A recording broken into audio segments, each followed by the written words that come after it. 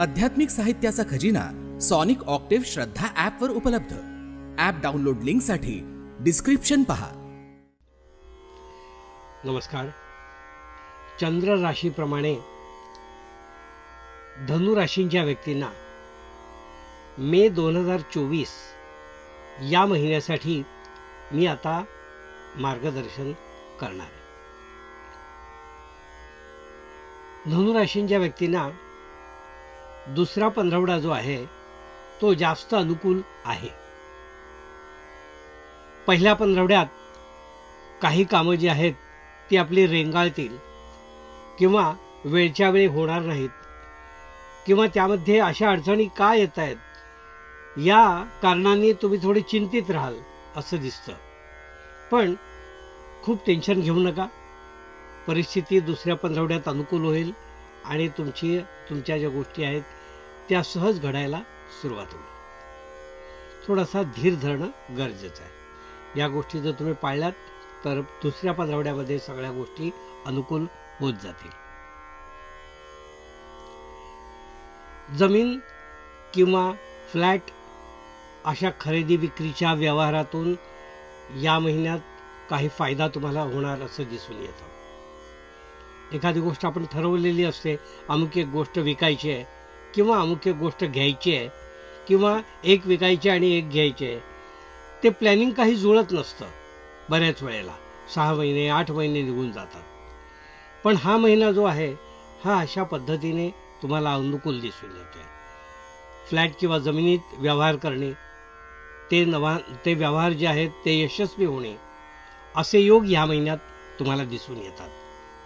तर यामध्ये आपण विशेष लक्ष द्या, त्यासाठी थोडे कष्ट घ्या, धावपळ करा, तेव्हा या गोष्टी आता या महिन्यात होऊ शकतात।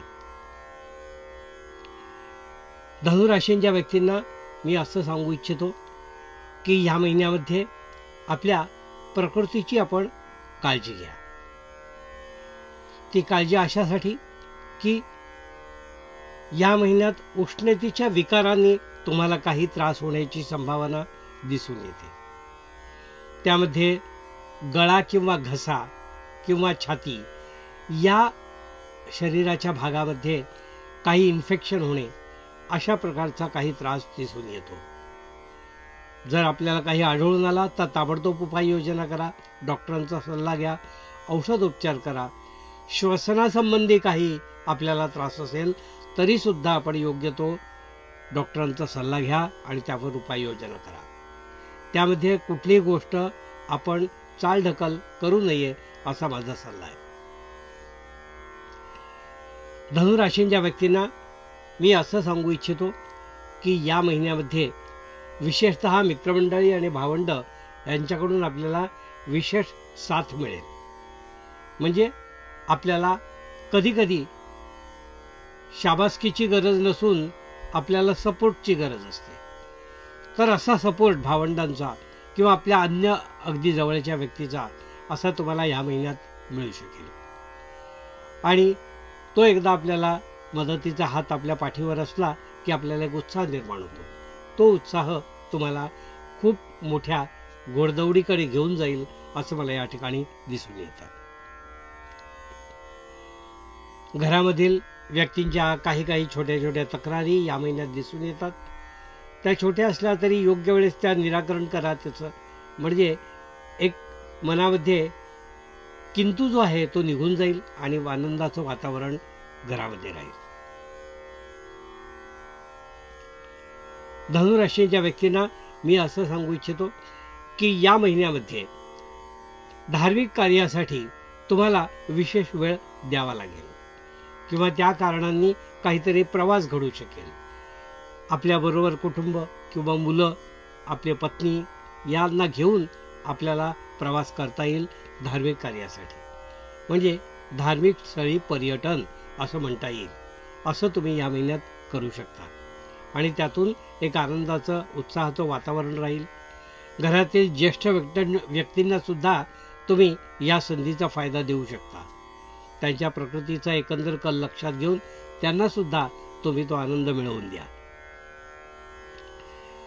धनु राशींच्या व्यक्तींना मी असं सांगू इच्छितो की या महिन्यामध्ये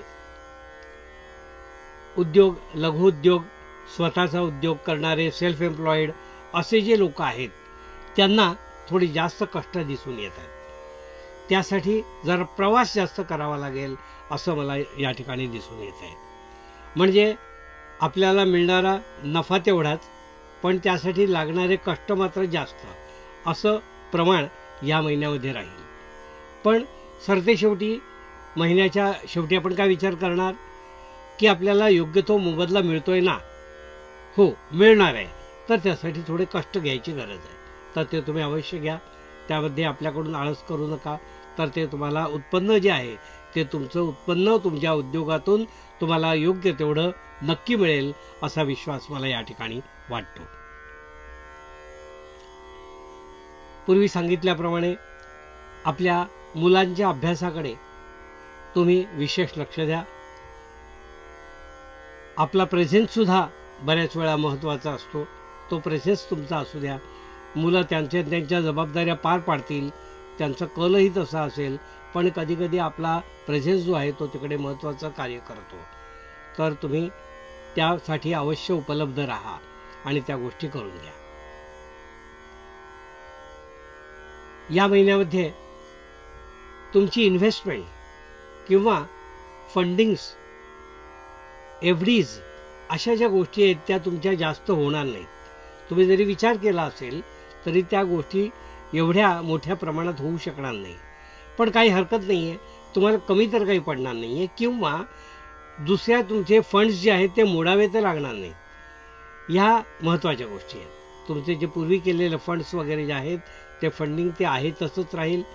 फक्त कष्ट तुम्हाला या महिन्यात जास्त करावे लागतील असं मला या ठिकाणी दिसून येतं.